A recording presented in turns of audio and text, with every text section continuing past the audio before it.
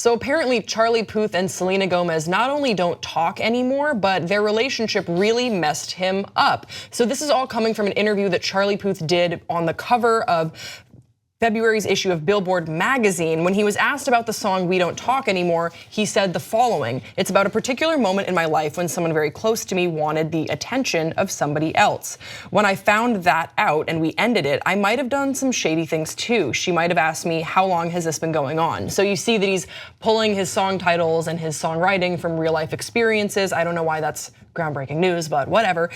He went on to say, "I don't kiss and tell, but the only way a song like that can come across as real is if there's something else going on behind the scenes." And that's what was happening with Gomez. So that's sort of an inference. He doesn't actually say Selena's name. "Very short-lived, very small, but very impactful, and it really messed me up. I'm trying to put this the best way possible. It wasn't like I was the only person on her mind, and I think I knew that going in and what I was getting myself into." So there's that to unpack, but then according to a source from People, Selena Gomez reportedly has never dated Charlie Puth, and Elite Daily reached out to Gomez and Puth's team for comment, and they haven't commented. So while this story was trending, because of course Charlie Puth and Selena Gomez had that song together, We Don't Talk Anymore, and they were rumored to have had some sort of a relationship. I am looking at this, and I know I'm a huge Selena Gomez fan. I think that there's some leaps and bounds of the imagination reading into Charlie's answers. Do you think I'm wrong in that, Jason? Oh, so let me just read into your question. Okay. So you think that Charlie Puth, however you want to say it, is delusional?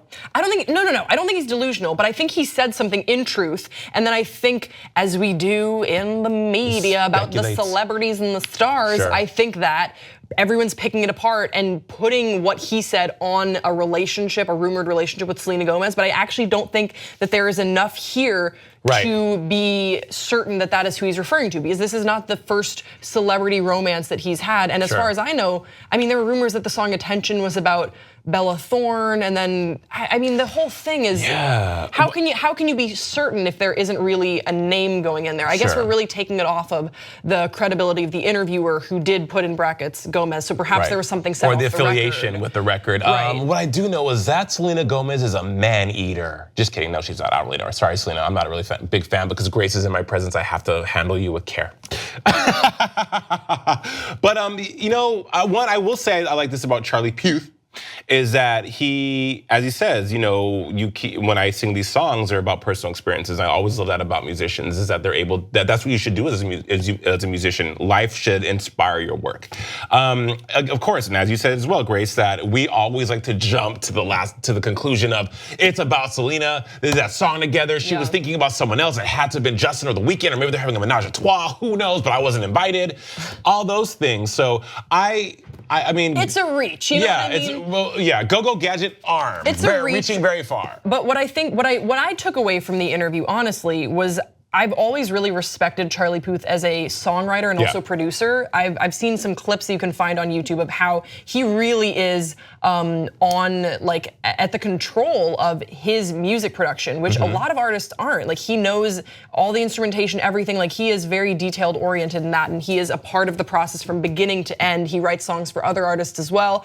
And it's cool to hear about how a turn of phrase, for example, how long has this been going on? He can take that and and that will serve as inspiration to another hit song that he has. That I really think is the crux of the story here. Another thing I relate to as and I'm reluctant to say this, but as a songwriter also, I totally understand how like a minuscule thing can happen, and you'll blow up and you'll be able to magnify it in a song form. It doesn't necessarily mean that there was this crazy relationship that took place in order to write a song about something that did the depth of a feeling, if that makes sense. So I think that maybe there was some thing that happened with Selena Gomez, but people are always sort of digging, and I think that we want to see that there was more than perhaps there was. And he's allowed to write an amazing, evocative song about maybe even the tiniest of encounters. It can still really mess someone up. I love what you just said, Grace, about being, you know, it's okay. You are a songwriter. You are a creative human being. Don't tell them that, Jason. It's a secret. What I think Charlie Shawn Mendes Puth did that was really cool. Wait, you shady bitch. I'm sorry, they're the same person to They're me. so different. It's like Charlize Katherine Heigl Theron, same person.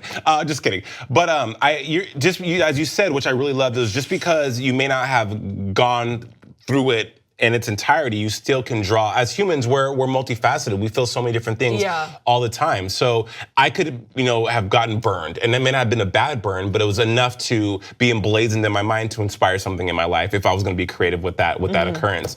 So we're the basic ones. The media and the public, we're the basic ones because Hell yeah, we are. We're so basic. They call us Fruit of the Loom. We're so basic. But we're looking for something to grasp onto. We're looking for something to be like, ooh, I got the tea on this.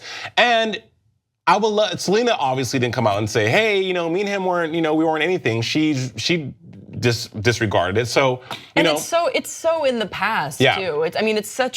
It's a thing that they maybe went through. Yeah. Why does it matter? We got good music out of a thing that they maybe went through. So they don't talk anymore. Yeah, I do love that song. He's really great. love that I actually love his album drops February 12th. His newest album drops February 12th. Yes. Really? Yeah. Let's see. Let's check the receipts on that. Yeah. Let's check out when his new album comes out. The Attention is a fantastic song from Charlie Puth, and I think I'm going to buy Charlie Puth. Let's see. I bet it's going to be really good. Voice notes. When is it coming out? Damn, May 11th now? Okay. All right. Well, at least he gave us something to talk about. Push up that until release date May. back. It's February. All right, guys, we'd like to hear from you now. What do you think about this story? Do you think that maybe we're wrong? There obviously was a relationship. There's something going on here. Why do you think they don't talk anymore?